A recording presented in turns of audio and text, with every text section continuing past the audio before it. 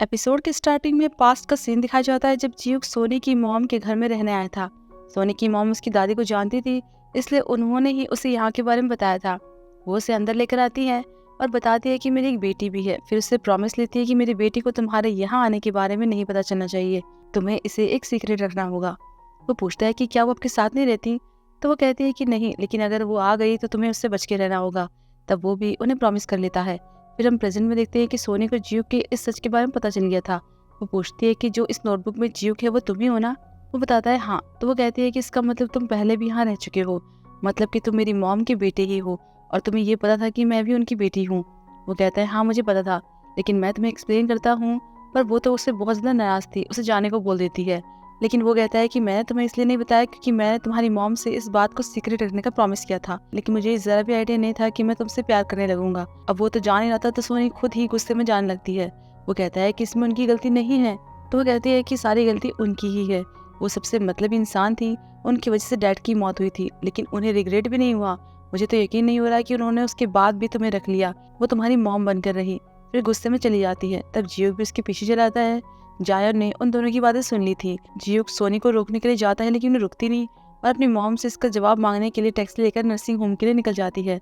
जियूक घर वापस आता है तब जायन को देखकर पूछता है कि तुम्हें पता है कि सोनी के डैड के साथ क्या हुआ था, उनकी डेथ कैसे हुई, लेकिन वो कुछ बता ही नहीं पाती। तब जियूक को याद आता है कि सोनी ने कहा था कि हमारे घर में मेरे डैड के बारे में बातें नहीं होती, इसलिए फिर जायन नहीं पूछता। जायन कहती है कि तुम उनकी मॉम के आखिरी बेटे थे ना। ये सुनकर मुझे अच्छा लगा कि यहाँ पर वो अकेले नहीं थी, तुम उनके साथ थे। उधर सोनी आधे रास्ते में पहुंचती तो उसे याद आता है कि उसकी मॉम की कंडीशन ऐसी नहीं है कि उसे उनसे कोई जवाब मिले, इसलिए वो वापस आती है। वहीं हाजुर अपने स्कूल फ्रेंड्स के साथ रियूनियन पार्टी कर रहा था, तो बातों बातों में जान के बारे में बात करने लगता है। तो एक फ्रेंड कहती है कि वो तो वही है ना जो कि एक फोस्टर होम में रहती थी। ये सुनकर तो एक फ्रेंड को याद आता है कि क्या हुआ था और बताता है कि उस फोस्टर होम में किसी का मर्डर हुआ था। उस कल्प्रिट की वाइफ भाग गई थी और उसकी बेटी उसी फोस्टर होम में रहती थी। वो उसे ही ढूंढता हुआ वहाँ आया। वो अपनी वाइफ के लिए पागल हो गया था और इसलिए उसने वहाँ किसी का मर्डर कर दिया। वो लड़की जायन ही थी, शायद इसीलिए जायन ने अपना स्कूल बदल लिया था। उधर जायन घर पर यही सब सोच रही थी। फिर हमें 6 साल पहले का सीन दिखाया जाता है। सोनी की मॉम उससे मिलती है। वो बहुत इमोशनल होती है, कहती है कि मैंने तुम्हें बहुत मिस किया, मुझे माफ़ करना, मैंने अपने हस्बैंड की मौत का जिम्मेदार तुम्हें ठहराया, मैंने तुम्हें बहुत ही बुरा भला कहा, उसके लिए मुझे माफ़ कर देना। जो भी हुआ उसमें तुम्हारी गलती नहीं थी, मैं खुद भी तब गुस्से में थी, इसलिए मुझे समझ नहीं आया मुझे क्या करना चाहिए, तो मैंने तुम्हें ब्लेम किया। वो कहती है गलती मेरी ही है, सब कुछ मेरी वजह से हुआ। तो सोनी की मॉम से समझाती है और गले लगा लेती है। फिर बताती है कि मुझे भूलने की बीमारी है, कुछ टाइम में मैं सब कुछ भूल जाऊंगी। मैंने तुम्हारे डैड के बारे में भी किसी को नहीं बताया है, किसी को कुछ नहीं पता चलेगा। मेरे हस्बैंड भी चाहते थे कि तुम एक कातिल की बेटी बनकर नहीं रहो, तो सब कुछ ठीक हो जाएगा। मैंने तो सोनी को भी नहीं बताया, तो तुम भी सब भूल जाओ क्योंकि तुमने कुछ भी नहीं किया है। बस इसी वजह से जायन सोनी के साथ रह पा रही थी, लेकिन उसे डर था कि अगर सोनी को सच पता चल गया तो वो उससे नफरत करेगी। शाम को सोनी जब वापस आती है तब जायन उससे माफ़ी मांगती है, लेकिन वो सोचती है कि शायद उसने फ्रिज साफ नहीं किया है, इसलिए माफ़ी मांग रही है। कहती है कि तुम कल साफ कर लेना। तब वो सोनी से प्रॉमिस करती है कि जैसे मॉम और डैड हमेशा तुम्हारे साथ रहे, वैसे ही मैं भी हमेशा तुम्हारा साथ दूंगी, तो प्लीज़ मुझे माफ़ कर देना। अगले दिन जीयूक सोनी से मिलने ऑफिस जाता है तो उसे पता चलता है कि उसने तो छुट्टी ले रखी है। वहीं गायो भी इसलिए परेशान हो रहा था क्योंकि जायन उसका कॉल नहीं उठा रही थी। तब हाजुन कहता है कि शायद उससे आप में अब कोई इंटरेस्ट नहीं रहा, इसलिए तो फ़ोन नहीं उठा रही है, उसने आपको ब्लॉक कर दिया है। वहाँ उन्हें जियूक मिलता है। वो कहता है कि मैंने तो सोनी को 17 बार कॉल किया था।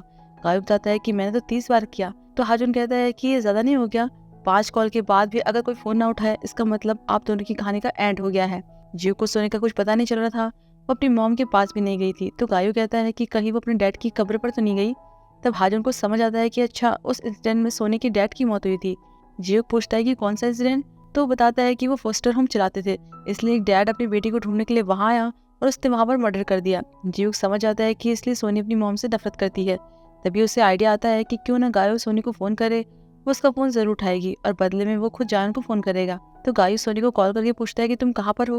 वो बताती है कि मैं शहर से बाहर हूँ, आज मैंने छुट्टी ले रखी है। वो पूछता है कि शहर से बाहर कहाँ। तो वो पूछती है कि आप क्यों पूछ रहे हो। उसे शक ना हो तो वो बहाना मारता है कि मैंने तुम्हारे घर में ब्रेड्स खाए थे, तो सोचा कि अब तुम वहाँ से कौन सा ब्रेड लेकर आओगी। वो कहती है कि यहाँ का ब्रेड फेमस नहीं है, यहाँ की वॉलनट कुकीज़ फेमस है।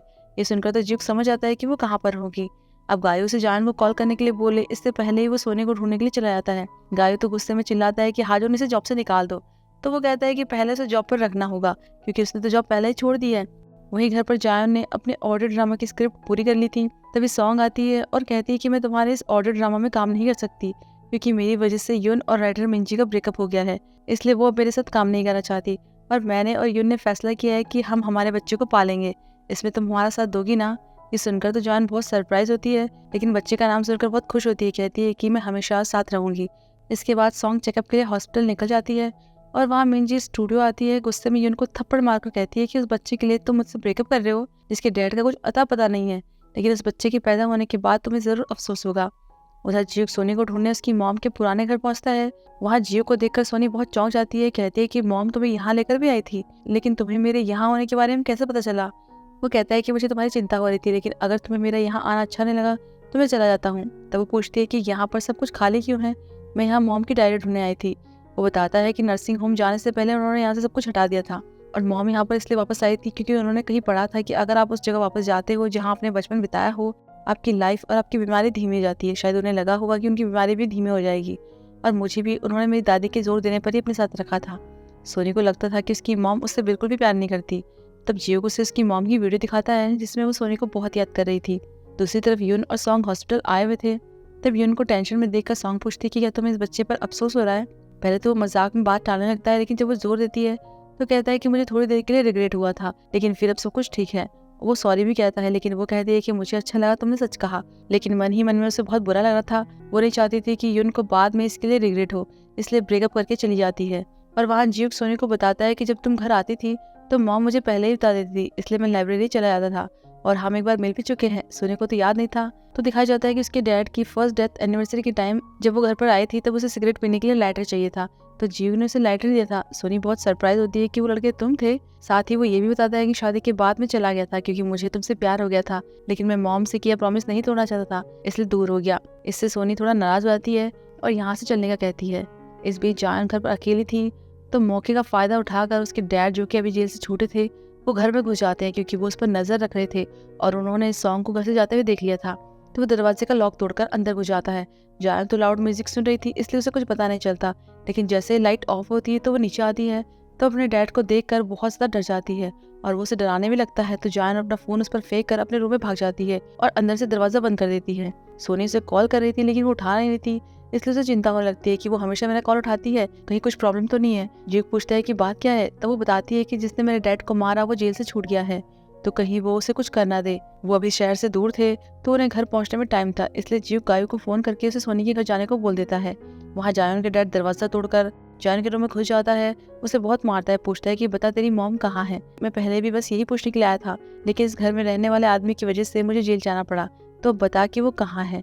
लेकिन जान इस बार डरती नहीं, कहती है मुझे नहीं पता और तुम एक लूजर हो इसलिए मॉम को ढूंढ रहे हो।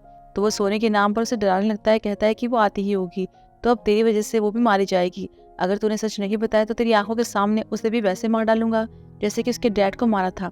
वो कुछ नहीं बताती है तो उसका गला दबाने लगता है कि तभी गाय होकर उसे धक्का देकर दूर कर देता है। पर जायन तो बेहोश हो गई थी और वो दोनों लड़ाई करते करते नीचे आते हैं, लेकिन फिर गायो किसी तरह से उसे मार मार कर बेहोश कर देता है।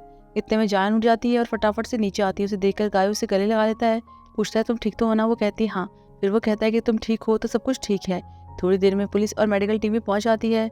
जायन को गायों की फिक्र हो रही थी कि तभी सोनी और जीव भी पहुंच जाते हैं। ये सब देखकर तो वो डर जाते हैं, लेकिन फिर जायन को ठीक देखकर सोनी को बहुत राहत मिलती है। पुलिस भी जायन के डैड को ले जा रही थी तो चिल्लाने लगता है कि मैंने क्या किया, मैं तो अपनी बेटी से मिलने आया था। तो सोनी गुस्से में उसे जोर कर मारती है, कहती है कि तेरी हिम्मत कैसे हुई खुद को उसका डैड कहने की, उसे तेरे जैसे डैड की जरूरत नहीं है।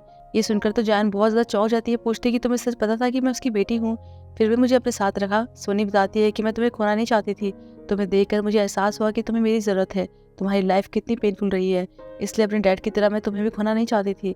इससे तो जायन इमोशनल होकर उसे गले लगा लेती है। गायो भी जियो को थैंक्स कहता है कि तुमने मुझे जायन को बचाने का मौका दिया। जायन और वो तो हॉस्पिटल चले जाते हैं और यहाँ जियो घर के दरवाजे और लॉक को ठीक कर देता है। सोनी कहती है कि तुम थक गए होंगे ना, तो ऊपर जाकर आराम कर लो, लेकिन वो कहता है कि क्या मैं यहीं सोफे पर सो सकता हूँ?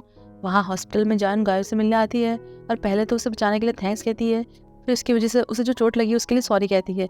वो समझ गया था कि जायन सोनी और अपने डैड की वजह से ही उससे दूर हो रही थी, इसलिए कहता है कि मुझे तुम्हारे पास से कोई मतलब नहीं है, अगर मुझे वो पहले ही पता होता तो तब मैं तुमसे और भी ज्यादा प्यार करता। वो तो चौंक जाती है, कहती है कि सच जानने के बाद भी तुम मुझसे प्यार करते हो, मुझे अपनाना चाहते हो? वो कहता है हाँ, मेरा प्यार तो और भी बढ़ गया है, और फिर इसे किस कर लेता है। उधर सोनी को पता चलता है कि उसकी मॉम की डेथ हो गई है। वो जियो को उठाती है और उसे जल्दी से नर्सिंग होम चलने को बोलती है। वो एकदम नॉर्मल दिखने की कोशिश कर रही थी, लेकिन जीव उसे रोककर उसकी फीलिंग्स महसूस कराने की कोशिश करता है। वो पहले तो बहुत स्ट्रांग बन रही थी, लेकिन फिर टूट जाती है और इमोशनल होकर रोने लगती है। और यहाँ पर ये एपिसोड खत्म होता है। तो फिर हम जल्दी मिलते हैं अगले एपिसोड में।